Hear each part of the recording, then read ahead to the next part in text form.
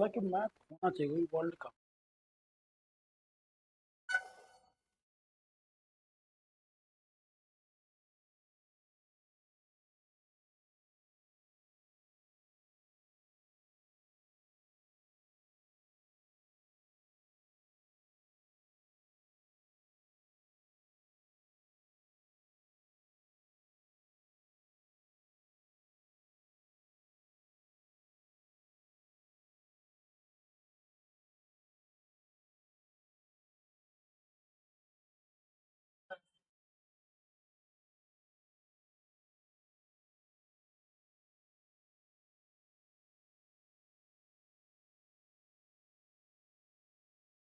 पता ना, हमको लगा होगा कहीं ना कहीं इसमें डाउन, ये वाला।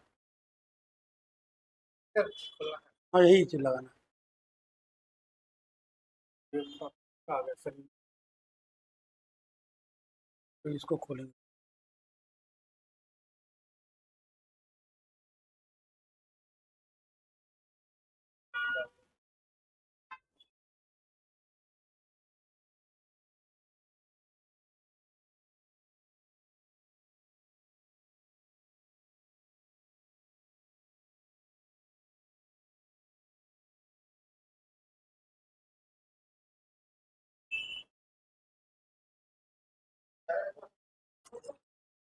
जैसा बड़ा छोटा कर सके तो उसको आगे पीछे कर।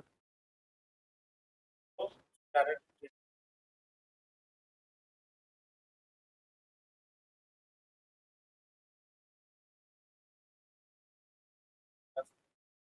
कर सकते हैं ना, हाँ तो ठीक है।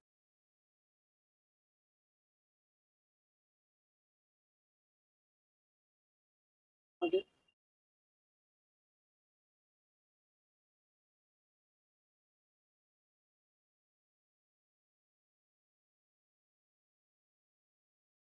हम्म।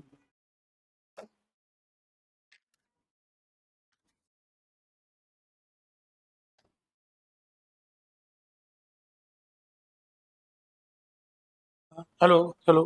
ठीक।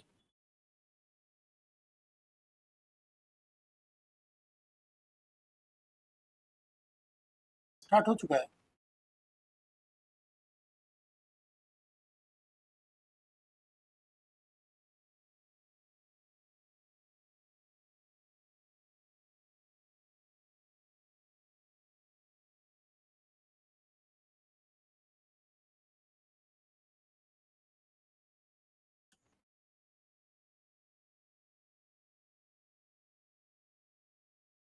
चलिए, तो आप सभी लोगों को गुड आफ्टरनून। और मगध के उत्कर्ष में हम लोग चारों जो शुरुआत के जो आपके डायनेस्टीज थे तीनों, शिशुनाग डायनेस्टी, शुरुआत तो करेंगे हर्यक से, हर्यक डायनेस्टी, शिशुनाग वंश, देन हम लोग नंद वंश, ये तीनों डायनेस्टीज को पढ़ लिए और देख लिए कैसे नंदों तक आते आते लगभग नॉर्दर्न इंडिया तो पूरा का पूरा हाथ में आ ही गया मगध के अंतर्गत, और साथ ही साथ नीचे गोदावरी नदी के हिस्से तक अस्मक जनपद को जीतने के बाद एक बड़े भूभाग पर मगध का शासन हुआ, और जिसके प्रशासनिक केंद्र के रूप में पाटलिपुत्र बनी।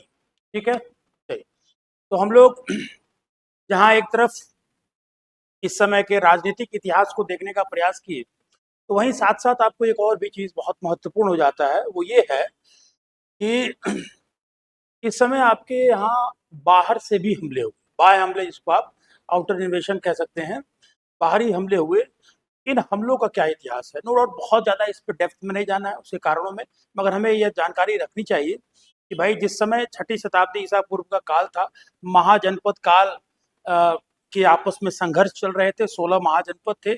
इस समय क्या कोई बाहर से भी आक्रमण हुए या नहीं हुए, अगर हुए तो कौन कौन से वो आक्रमणकारी थे, और उनकी क्या महत्वपूर्ण उपलब्धियां हैं जो ज्ञात इतिहास में हमें मालूम चलती है। तो उसी चीज को हमने लिखा है मौर्य पूर्व काल में विदेशी आक्रमण। ठीक है। तो यहाँ पर छठी शताब्दी ईसा पूर्व की बात हम लोग कर रहे हैं। चलिए, तो इसमें शुरुआत करेंगे। आपको यहाँ पर ध्यान रखना है कि दो बड़ी शक्तियां हैं जो हमला करती हैं। तो आप इसमें विदेशी शक्तियों में एक है जिसको आप कहते हैं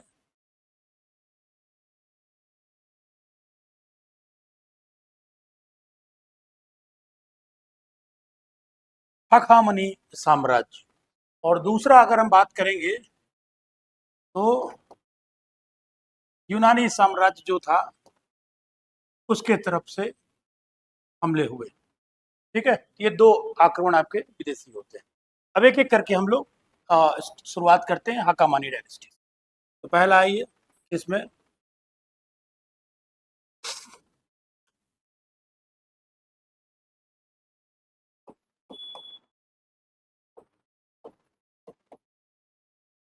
हकामनी साम्राज्य।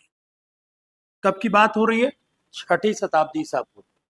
तो इसी छठी शताब्दी ईसा पूर्व में आज के अगर हम ईरान के नक्शे को देखें, ईरान के जो इलाके को देखें, तो वहां पर एक नई डायनेस्टी उभर कर आई, जो कि जैसे हमारे यहाँ हर एक डायनेस्टी आया 544 ईसा पूर्व, कौन?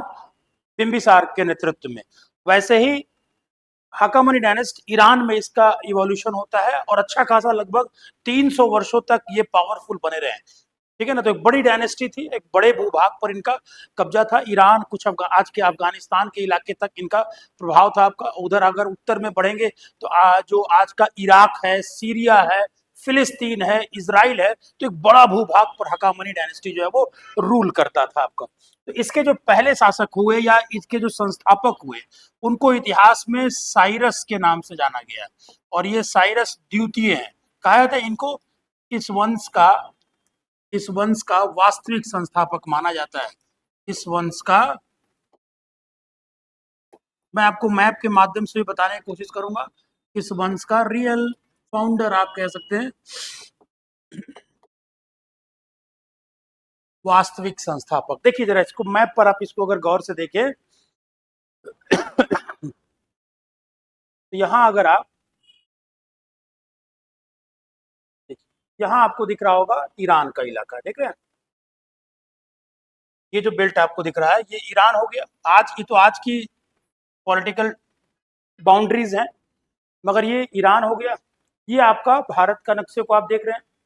और भारत में आपने क्या पढ़ा? भारत में आपने पढ़ा था कि ये जो इलाका जहां हम डॉट डाल रहे हैं, यहाँ पर डायनेस्टी थी आपकी गंधार डायनेस्टी। थोड़ा मैं इसको सर्कल को बड़ा कर, ये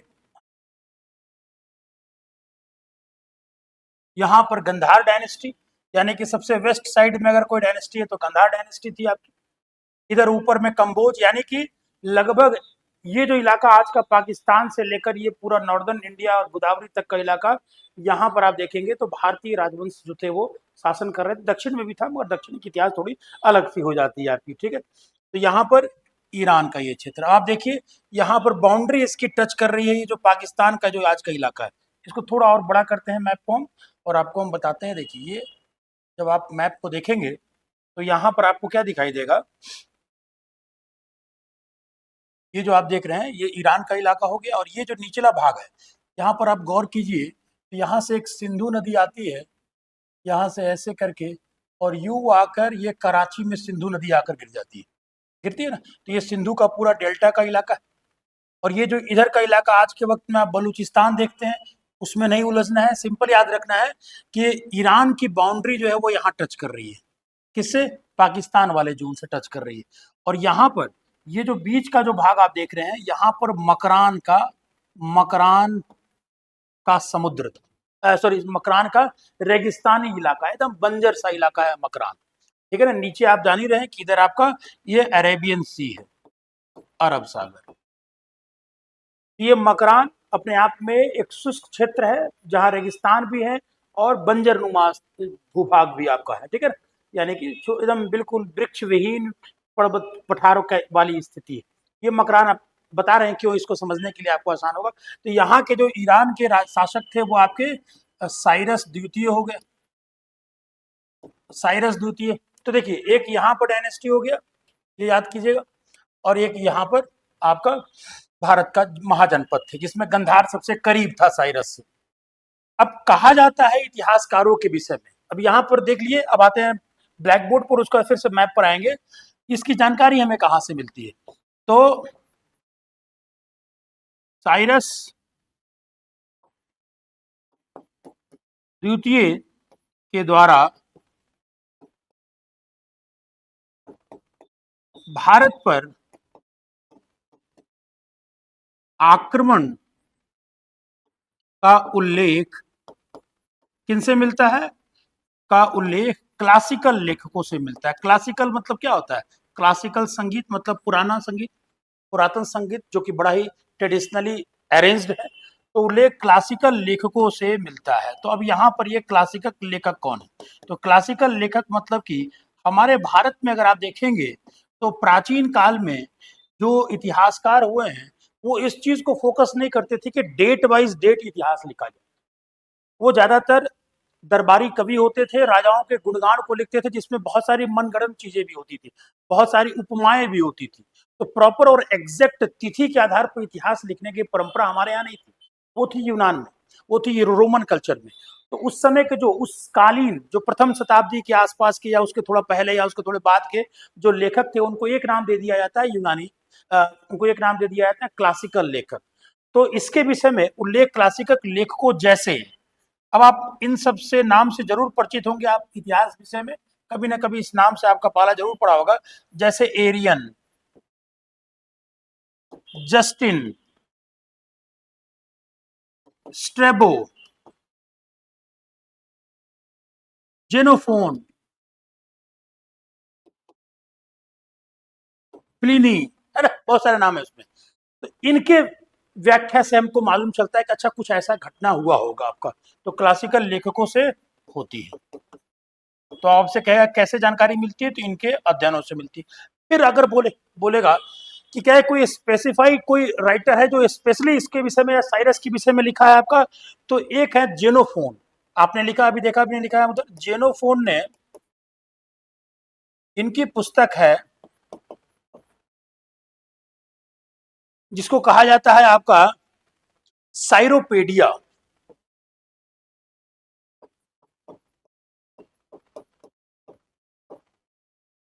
है ना, ये साइरस द्वितीय के बारे में स्पष्ट रूप से इन्होंने लिखा है। तो ये जितने भी क्लासिकल लेखक हैं इन्होंने कहा है कि साइरस द्वितीय के समय में उत्तर पश्चिम भारत पर ईरानियों के हकामनी डायनेस्टी के साइरस द्वितीय ने आक्रमण किया था। और यह आक्रमण कई चरणों में हुआ, एक बार नहीं कई बार आक्रमण हुआ। और उन आक्रमणों के प्रभाव से उत्तर पश्चिम भारत का कुछ क्षेत्र, कितना क्षेत्र ये कहना मुश्किल है, कुछ क्षेत्र जो था वो इन ईरानियों या पारसियों के हाथ में चला गया था। और ये आक्रमण किस डायरेक्शन से हुए थे? तो ये आक्रमण हुए थे मकरान तट से।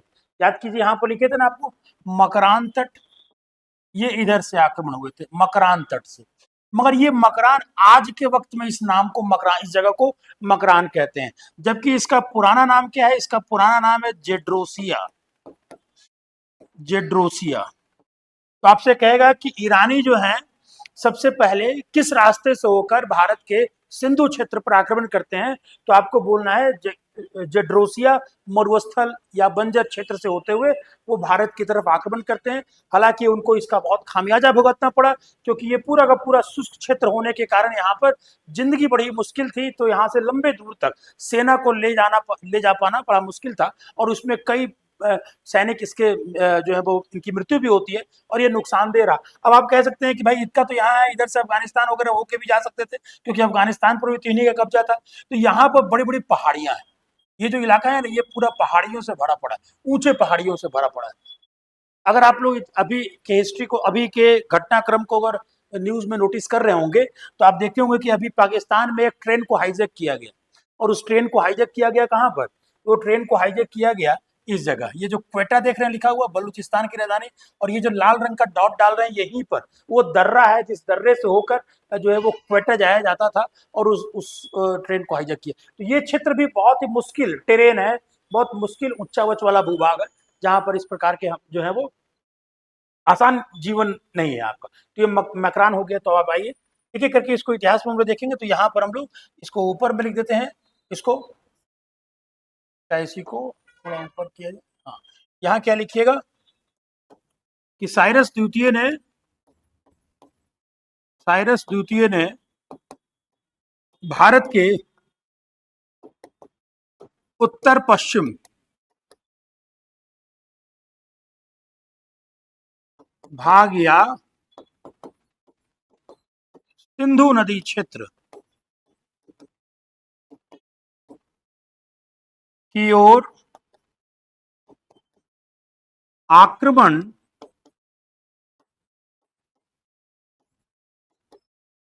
जेड्रोसिया क्षेत्र, जिसको हम ब्रैकेट में डाल देते हैं, जो आज क्षेत्र किस नाम से जाना जाता है, मकरान क्षेत्र से होकर किया था तथा कुछ क्षेत्र जीतने में सफल रहे। कितना क्लियर नहीं, कुछ क्षेत्र जीतने में सफल रहे। तो आपसे कहेगा कि भारत में पहला हाकामनी या भारत में पहला जो है वो विदेशी आक्रमणकारी के रूप में आप किसको याद रखेंगे, साइरस द्वितीय को। साइरस द्वितीय के रूप में आप इसको बचाइए। अब इसके बाद हम लोग कई तमाम शासक हैं, उनको नहीं पढ़ना है, जो भारत से रिलेट करता है उसको ध्यान में रखना है।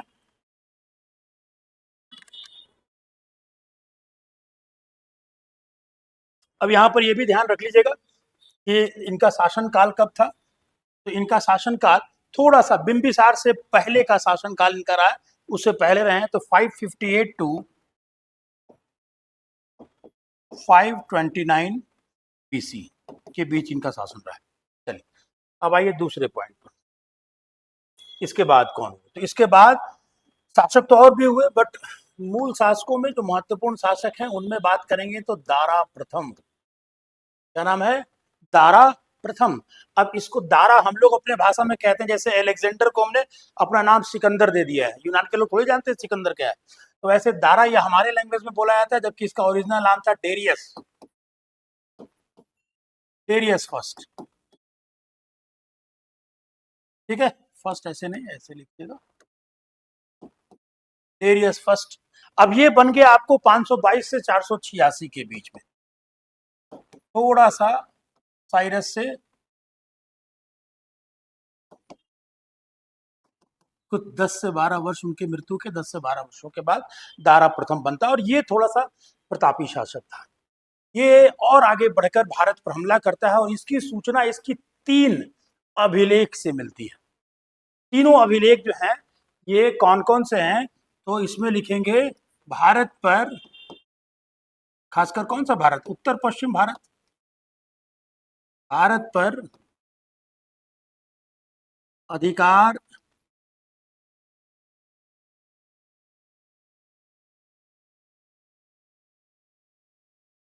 का की व्याख्या 3 अभिलेखों इंस्क्रिप्शन से मिलती है। जाकर आप लोग इसको सर्च कीजिए, अभिलेख तो हम बता दे रहे हैं, मगर आप लोग इसको यूट्यूब या तमाम वीडियो से और देख सकते हैं कौन कौन से हैं। तो ये 3 अभिलेख हैं।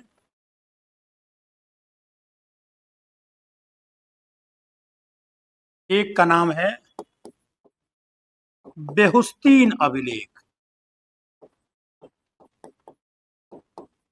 ठीक है, ये सभी आज के ईरान में है और सुरक्षित है। एक जो उस समय हकामनी डायनेस्टी की राजधानी हुआ करती थी, उसका नाम है पर्सीपोलिस, पर्सीपोलिस।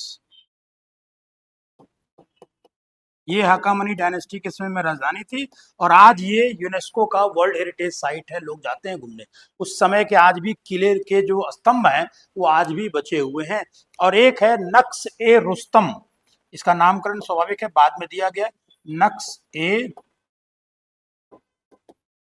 रुस्तम, ये सब जगह का नाम है। ये तीनों, पर्सीपोलिस जो है वो राजधानी भी हुआ करती थी उस समय। तो ये 3 अभिलेख है। अब इस 3 अभिलेख में ऐसा लिखा क्या गया, पहले चीज के 3 अभिलेखों में 3 ऐसे नाम हैं जो जिसकी जिसकी तुलना भारत के क्षेत्र से आपकी की जाती है। एक नाम क्या है आपका, तो बेहुस्तीन अभिलेख में एक नाम मिलता है गदर,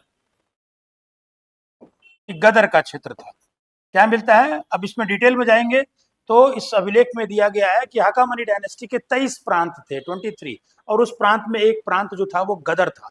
और इसकी तुलना की जाती है किससे, तो इस क्षेत्र की तुलना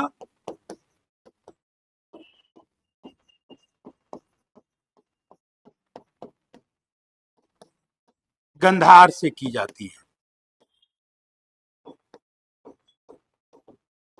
यानी कि गंधार का पूरा क्षेत्र या कुछ क्षेत्र जो है वो कुछ समय के लिए दारा प्रथम ने जीत लिया था। और दूसरा जो क्षेत्र का नाम आता है वो है सतगु। तो सतगु से सप्त सैंधव प्रदेश का तुलना किया गया है। 7 नदियों के क्षेत्र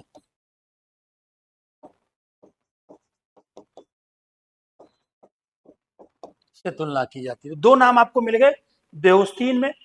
इन दोनों में क्या है, इन दोनों में 3 नाम मिले हैं। 3 नाम कौन कौन से मिले हैं? तो 2 तो पहले के हैं इसलिए इसमें कोई दिक्कत नहीं। एक इसमें भी गदर का जिक्र मिला है, सतगु का इसमें भी जिक्र मिला है, मगर एक नया नाम मिलता है हिदू, हिदू या हिंदू नाम, जो कि सिंधु के संदर्भ में कहीं ना कहीं कोरिलेट करता रहा होगा।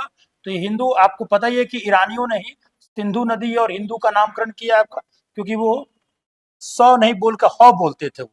सिंधु नदी क्षेत्र, ठीक है। तो ये 3 अभिलेख याद रखिएगा, ये बताता है कि दारा का एक बड़ा भूभाग पर हमला कब्जा था। और कहा जाता है ऐसा कि लगभग ये 518 ईसा पूर्व में उत्तर पश्चिम भारत के बड़े क्षेत्र पर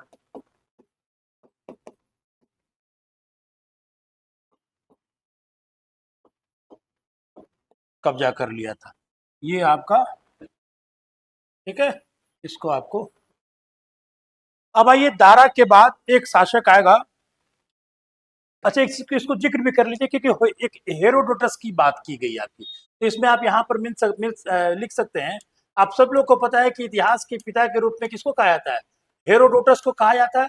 और इनका जन्म भी लगभग है 484 बीसी में ईसा पूर्व में हुआ था। तो लगभग इसके कुछ समय के बाद ही ये हुआ था। ये हेरोडोटस ने अपने बुक में भी लिखा है कि उत्तर पश्चिम भारत हकामनी का हकामनी का 20वां प्रांत था। तो ये हेरोडोटस खुद इस बात को क्या कर रहे हैं, आपका मेंशन कर रहे हैं, और कहते थे कि ये क्षेत्र इतना समृद्धशाली था, इतना उपजाऊ क्षेत्र था कि पूरे के पूरे हकामनी साम्राज्य का लगभग 1/3 राजस्व जो है, रेवेन्यू जो है, वो इस क्षेत्र से प्राप्त होता था। तो एक बड़ा महत्वपूर्ण क्षेत्र भी इसके लिए आपका था आपका, ठीक है ना। अच्छा, एक चीज और इसमें मेंशन करना है, क्या वो नाम है आपको, ये देखिए यहाँ पर कैसे मालूम चलता है कि दारा प्रथम ने भारत के इस हिस्से पर हमला किया था। तो देखिए यहाँ पर अगर आप मैप में देखेंगे तो ये आपने देखा है कि यहाँ से ये आपका सिंधु नदी है। तो कहा जाता है कि दारा प्रथम ने इधर से तो आक्रमण किया था। तो याद कीजिए, इधर से आक्रमण करने में काफी दिक्कत हो रहा था क्योंकि ये जेड्रोसिया का एक मरुस्थलीय क्षेत्र था। इसके पहले साइरस ने भी इसी रास्ते को अपनाया। तो ये तलाश रहे थे कि कोई एक ऐसा रूट मिल जाए जिसके माध्यम से थोड़ी आसानी हो जाए आपका। इधर तो पूरा पहाड़ ही था आपका, तो एक रूट की तलाश की गई, वो था समुद्र का रूट।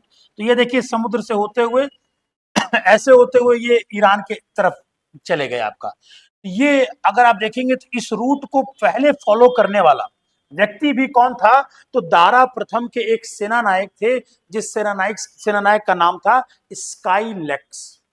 इस रूट की खोज करने वाले भी कौन थे आपके? तो इसमें यहां मेंशन कर देते हैं कि इस स्काईलेक्स तो आपसे कहेगा कि पश्चिम की तरफ जाने का समुद्री मार्ग को खोज करने वाले कौन थे? तो स्काईलेक्स थे। स्काईलेक्स कौन थे? तो दारा प्रथम के सेनाध्यक्ष थे। तो यहां पर लिखिएगा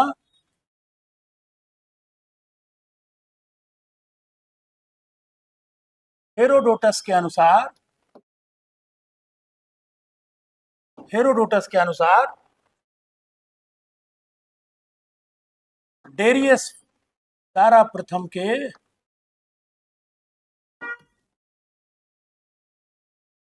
सेनाध्यक्ष का नाम था स्काई लेक्स। आगे चलकर सिकंदर भी इस रूट को फॉलो करेगा। स्काई लेक्स ने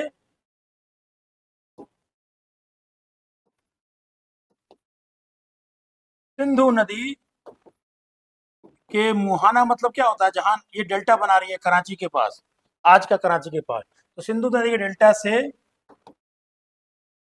समुद्री मार्ग से ईरान जाने का सफल प्रयास कब किया, तो 517 ईसी में। ठीक है ना। तो एक स्काईलैक्स के कॉन्टेस्ट से आप इसको, हिस्ट्री को जरूर इसको ध्यान में रखिएगा, सारे इंपॉर्टेंट फैक्ट्स हैं आपके। अब आता है तीसरा जो शासक है जो इस प्रकार से हमले करता है ईरान का, उसका नाम था, तीसरा जो महत्वपूर्ण शासक है उसको हिंदी में क्षयार्स भी कहा गया है। और अगर आप लोगों में से क्षयार्स या जरक्सीज, क्षयार्स या जरक्सीज, इसका जो शासनकाल था, शासनकाल मोटा मोटी उतना याद रखने की आवश्यकता नहीं है, ये ध्यान रखिए कब से, मतलब 4th सेंचुरी का है, 5th सेंचुरी का, ये थोड़ा दिमाग में रखना है। तो 486 से 465 के बीच में ये शासन करता है,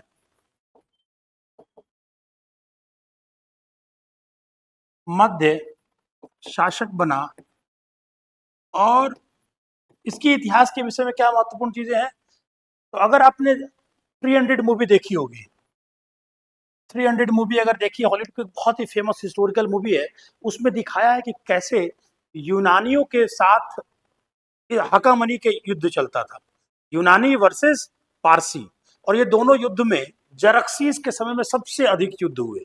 और इस युद्ध के कारण से क्या होता है आपका, और इस युद्ध में जब जरक्सीस अपनी सेना का अलग अलग मोर्चे पर सेना भेजता था यूनानियों के साथ लड़ने के लिए, तो उसमें एक सेना की टुकड़ी भारतीय भी थी, जिसकी वेशभूषा तक की बात किया है हेरोडोटस ने कि वो तिलक लगाते थे, वो धनुष का इस्तेमाल करते थे, वो भारत के सैनिक थे जिस पर, उस क्षेत्र पर जिसका जरक्सीस का शासन हुआ करता था। और इसको बखूबी इस फिल्म में भी दिखाया गया है।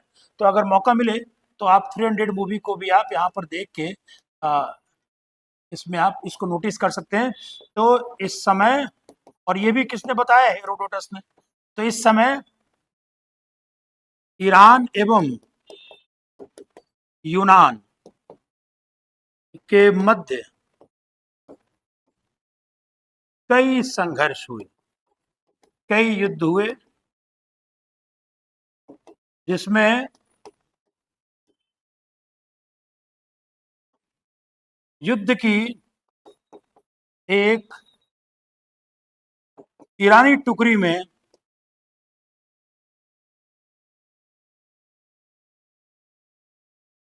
भारत के भी सैनिक थे। जब भी हम बात कर रहे हैं भारत, तो उत्तर पश्चिम भारत की बात कर रहे हैं। इसका वर्णन किसने किया है, तो इसका वर्णन किया है हेरोडोटस।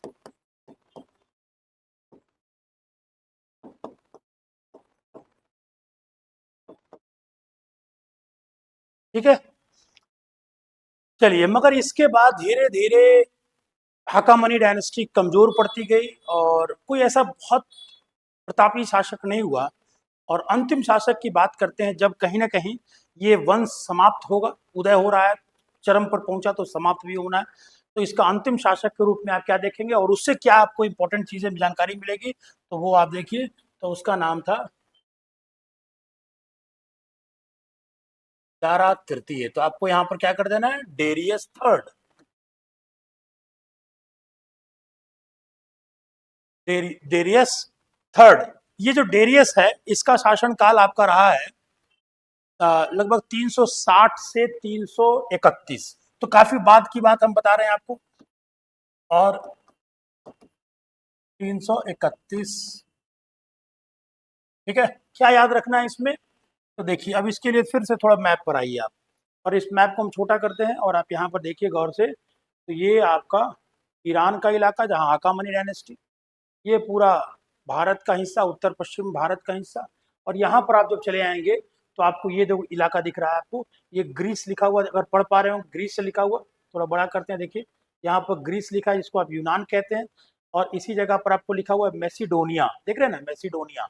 अब छोटा करेंगे इसको, अब देखिए मैसिडोनिया जो है, इसी यहाँ पर यूनान साम्राज्य था। और यूनान साम्राज्य कभी एक हो जाते थे, इनके आपस में भी लड़ाइयाँ थी।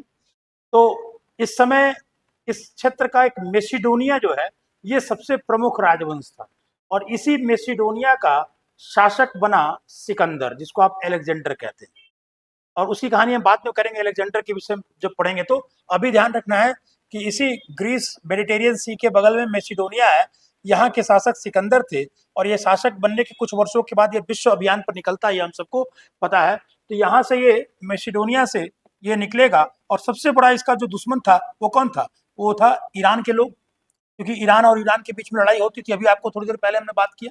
और ये ईरान का कब्जा, इराक, सीरिया, ये सब जगह था आपका। तो यहाँ से सिकंदर अपना निकलेगा और निकलने के बाद कहाँ पहुंचेगा? पहुंचेगा इराक के, ईरान के इलाके में, जहाँ हकामनी डायनेस्टी रूल करती थी। और यहाँ पर उसको मिलेगा दारा तृतीय, डेरियस थर्ड, और यहीं पर एक युद्ध होगा 331 बीसी में।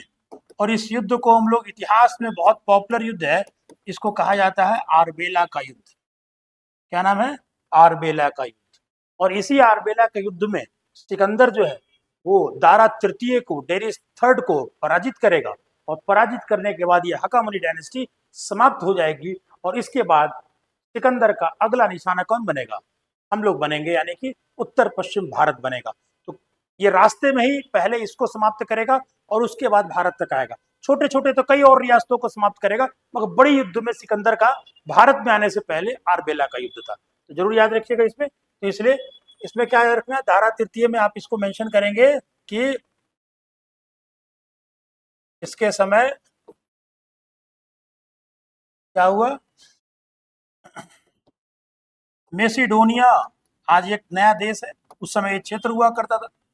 मेसिडोनिया के यूनानी शासक, क्योंकि वो पूरा क्षेत्र यूनान था, यूनान एक सिविलाइजेशन है, ना कि कोई देश। आज देश भले है मगर उसमें सिविलाइजेशन के रूप में कहा गया। तो इसके समय मेसिडोनिया के यूनानी क्षेत्र के यूनानी शासक, यूनानी शासक जिसको हम लोग कहते हैं अलेक्जेंडर थर्ड। अब यही अगर एग्जाम में पूछ दे सिकंदर का ओरिजिनल नाम क्या है, सिकंदर तो हमारे द्वारा दिया गया नाम है, अलेक्जेंडर तृतीय। तो इसके समय मेसिडोनिया की यूनानी शासक अलेक्जेंडर थर्ड ने 331 बीसी में दारा तृतीय को, कौन सा युद्ध? आरबेला का युद्ध। आरबेला एक जगह है जहां युद्ध हुआ था। आरबेला का युद्ध में पराजित कर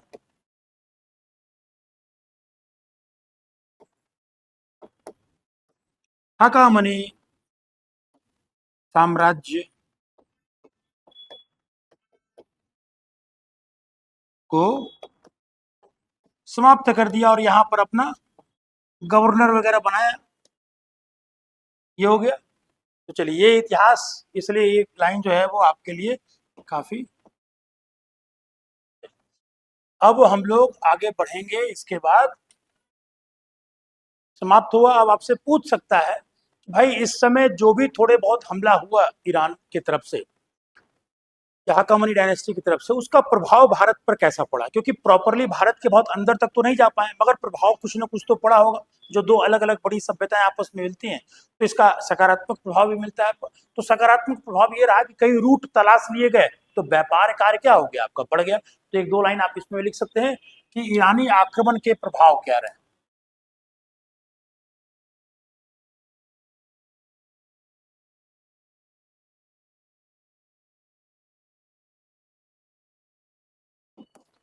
ईरानी आक्रमण के प्रभाव की बात करेंगे तो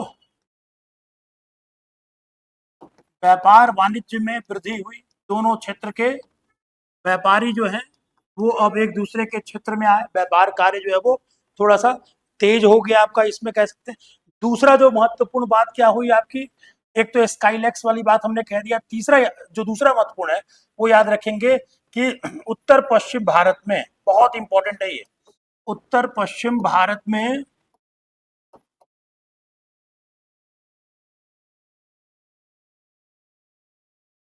खरोष्ठी नामक नई स्क्रिप्ट या नई लिपि का जन्म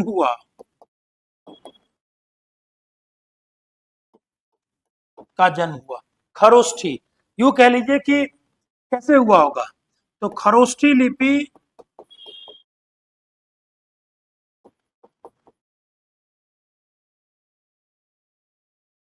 के उदय में जो ईरान की लिपि थी उसको हम लोग लिखेंगे क्या, ईरानी अरामाइक। याद रखिएगा, अरामाइक। इस भाषा में, सॉरी, इस लिपि में अशोक के शिलालेख भी हैं। तो खरोष्ठी लिपि के उदय में ईरानी अरामाइक लिपि एवं भारतीय लिपि, और भारत की कौन सी लिपि इस समय विकसित हो रही थी, ब्राह्मणी लिपि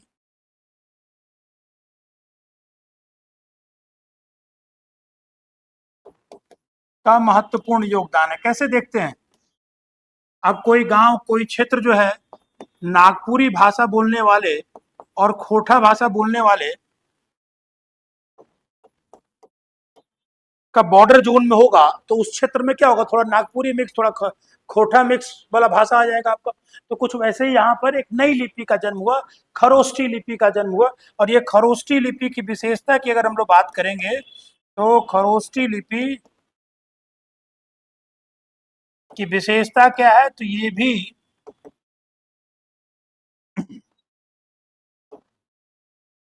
दाएं से बाएं की ओर लिखी जाती थी।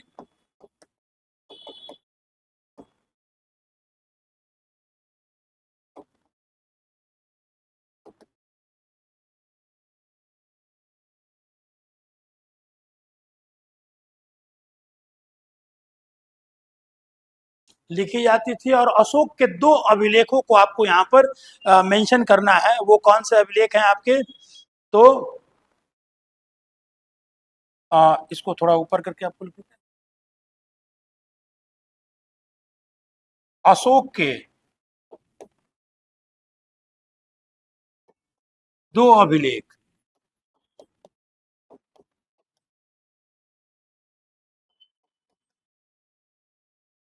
ये आगे चलकर फिर हम लोग रिपीट होगा खरोष्ठी भाषा में। कौन कौन से हैं, तो देखिए, याद रखिएगा, बहुत इंपॉर्टेंट है। वो कौन सा है, तो एक मिला है शाहबाजगढ़ी से, आपको डायरेक्टली चैप्टर भी है मौर्य काल, शाहबाजगढ़ी से। और एक मिला है मानसेहरा से, मानसेहरा से। ये दोनों जो है वो कहाँ है, तो पाकिस्तान के एक इलाका पड़ता है, जब पाकिस्तान के नॉर्थ में कश्मीर से बाएं जो क्षेत्र है, उस क्षेत्र को, उस प्रांत को, उस राज्य को क्या कहा जाता है, खैबर पख्तूनख्वा। तो पाकिस्तान के खैबर पख्तूनख्वा से ये दोनों शिलालेख, ये क्या है, चट्टानों पर अशोक के द्वारा, अशोक के शासनकाल में गुदवाए गए शिलालेख, और आज भी है। आप जाकर देखिए इसको, तो ये बताया जाता है कि ये एक लिपि, एक नई जन्म हो गई, बड़ा बात है। चलिए, नकारात्मक रहा, युद्ध हुआ वगैरह, मगर सकारात्मक चीजें भी देखने को मिलती है। फिर आइए अगला क्या है, आपका इसमें उपलब्धि आप देखें। अच्छा, कुछ एक चीज और भी लिख लीजिएगा, इसमें दो जगह ऐसे हैं, तक्षशिला। तक्षशिला भी कहाँ है आज के वक्त पे, पाकिस्तान में ही है। एवं लगमान, लगमान जो है ये अफगानिस्तान में पड़ता है। क्यों बता रहे हैं, अभी तुरंत समझ में आ जाएगा। इन दोनों जगह से भी अशोक के अभिलेख मिले हैं। और ये दोनों अभिलेख जो है वो किस भाषा में, भाई जिस क्षेत्र में अभिलेख यहाँ लिख रहे हैं, मतलब कि उस पर लिखा हुआ है, मगर ये किस पर लिखा हुआ है, तो शिलाओं पर लिखा हुआ है, पत्थरों पर लिखा गया है। तो यहाँ पर ध्यान रखिएगा, ये जो है किस भाषा में लिखे गए, भाई उस भाषा, उस क्षेत्र में जो भाषा समझी जाती थी उसी भाषा में लिखने में भलाई है। तो यहाँ पर इन्होंने अरामैक भाषा में लिखा, सॉरी, अरामैक लिपि में लिखित है, लिपि में लिखित। तो आप याद रखिएगा कौन से जगह में अशोक के अभिलेख खरोष्ठी भाषा में मिले हैं, और किस जगह पर अभिलेख जो है वो अरामाइक भाषा में मिले हैं। ये आपके लिए काफी इंपॉर्टेंट सेगमेंट रहा, ठीक है। अच्छा, इसके अलावा ईरानी आक्रमण के क्या प्रभाव दिखाई देते हैं, तो आप सबने जाना है कि भाई इसको मेगास्थनीज ने भी चर्चा किया, आगे चलकर फाहियान साहब ने भी चर्चा किया है कि जो अशोक या जो मौर्य काल में जो पाटलिपुत्र में जो राजप्रसाद यानी कि जो महल हुआ करता था, ये महल कई खंभों स्तंभों पर बना था आपका, और ये स्तंभ जो थे वो पत्थरों पर थे। तो कुछ विद्वानों का ऐसा मानना है, कुछ इतिहासकारों का ऐसा मानना है कि ये स्तंभ के जो निर्माण की परंपरा है वो कहीं ना कहीं ईरान से ली गई है। हालांकि इसमें कितनी सत्यता है कहना मुश्किल है, क्योंकि कई इतिहासकार इसको विरोध भी करते हैं, मगर ऐसा माना जाता है, ऐसा एक कुछ विद्वानों का मानना है कि भारतीय स्तंभ पर भी ईरानी शिल्प का प्रभाव था। एक पॉइंट अगला जो है वो होगा, वो ये लिख सकते हैं आप इसमें कि मौर्यकालीन, खासकर ये अशोक के समय में बने, तो मौर्यकालीन में भी मूल रूप से अशोक, मौर्यकालीन प्रस्तर स्तंभ, प्रस्तर मतलब पत्थर के स्तंभ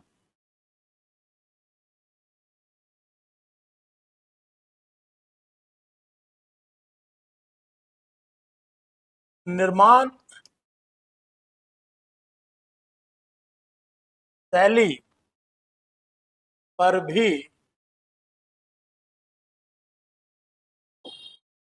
ईरानी प्रभाव दिखता है।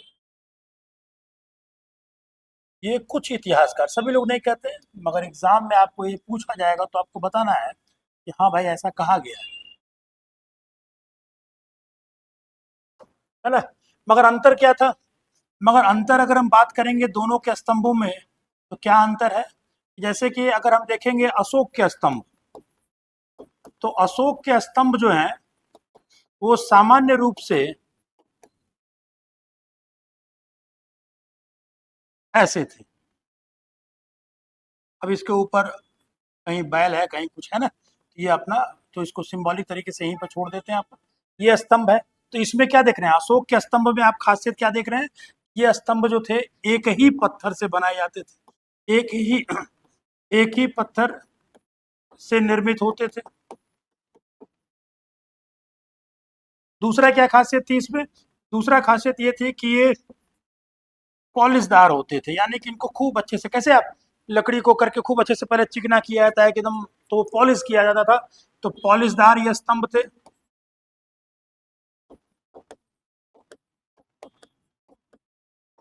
और ये क्या आधार चौड़ा होता था, ऊपर जाने पर ये नुकीले होते आते थे, तो आधार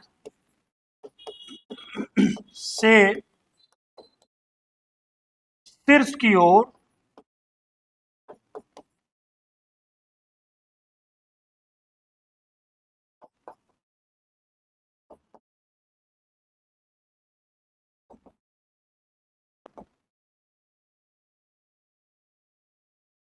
एक्सेट्रा, ये सारी चीजें हैं, क्योंकि स्तंभ की बात हम लोग नहीं कर रहे, हम लोग थोड़ा तुलना कर रहे हैं दोनों में।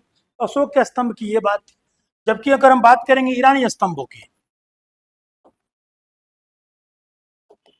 जबकि हम ईरानी स्तंभों की बात करें, तो ईरानी स्तंभ जो थे वो इस रूप में होते थे। नीचे क्या किया जाता था, नीचे जो है वो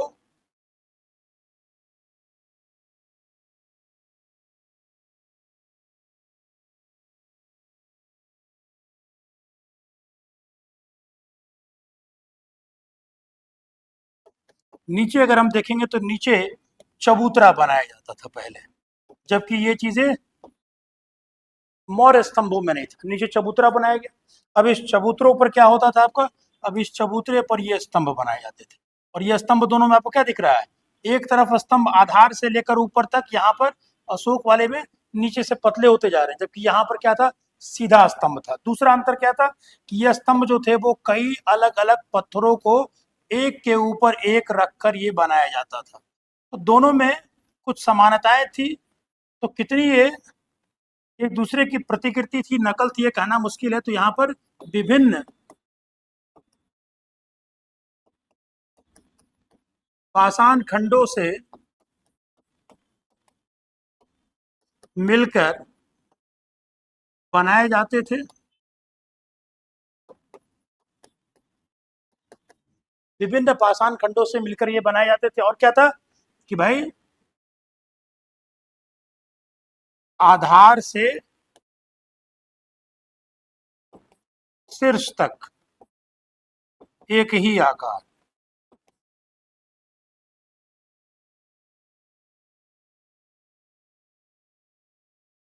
अब में होते थे। तो कितनी सच्चाई है कहना मुश्किल है, मगर हाँ आप इसको माना जा सकता है कि चलिए थोड़ा बहुत इन्फ्लुएंस रहा होगा, हो सकता है ऐसी चीजें बनी होंगी। और क्या इसमें ईरान से हमें क्या उस समय देखने को मिला, तो ये अगर पॉइंट समझे होंगे तो अगला देखेंगे कि ईरान में दरबार में क्या परंपरा थी कि जब राजा का राज्याभिषेक होता था तो राज्याभिषेक के समय में एक विधि अपनाई जाती थी जिसको हम लोग केस प्रक्षालन विधि कहते थे, जिसमें बालों को अच्छे से धो के सुगंधित तेल और धुआं वगैरह से माध्यम से उसको एक ट्रेडिशन था। तो कुछ समय के लिए भारत में भी देखने को मिला। तो आप इसमें कह सकते हैं कि ईरानी परंपरा से प्रभावित होकर भारत में भी, खासकर कहाँ, उत्तर पश्चिम भारत में भी राज्याभिषेक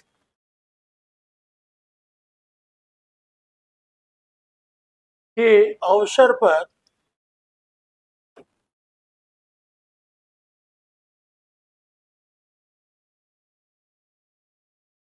केश प्रक्षालन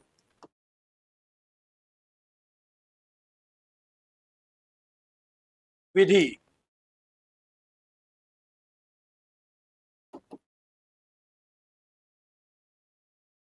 देखी गई। तो एक ये विधि, फिर अगला एक विधि देखिएगा, इसकी चर्चा कौटिल्य भी करता है, महावंश नाम का बौद्ध ग्रंथ भी करता है। वो क्या है कि ईरानी परंपरा में जैसे कैसे कहते हैं, सिर को मुड़ा देना,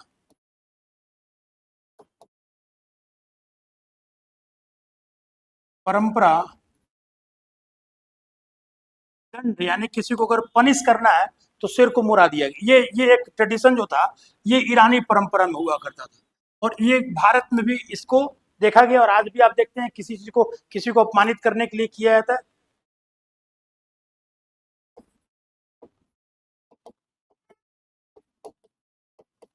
विख्यात थी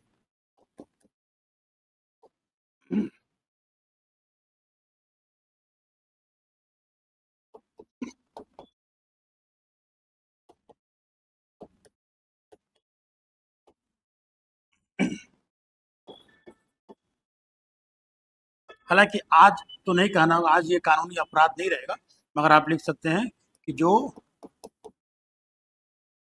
भारतीय शासकों, राजतंत्र के समय संभव था, भारतीय शासकों के द्वारा भी दंड के इस विधान को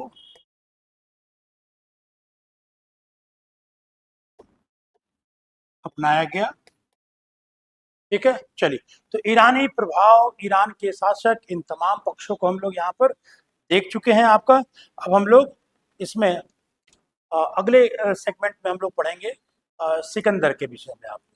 ठीक है, तो आप लोग जो लोग भी है कोशिश कीजिए कि लाइव जुड़े, जहाँ से दिक्कत होती हो उस दिक्कत से पूछे आप इसमें, ताकि कम्युनिकेशन अच्छे तरीके से बना रहे आपका। ठीक है, तो नेक्स्ट क्लास में हम लोग यूनानी आक्रमण पढ़ेंगे, उसके बाद फिर हम लोग उत्तरकाल और बौद्ध और जैन को देखेंगे। ठीक है।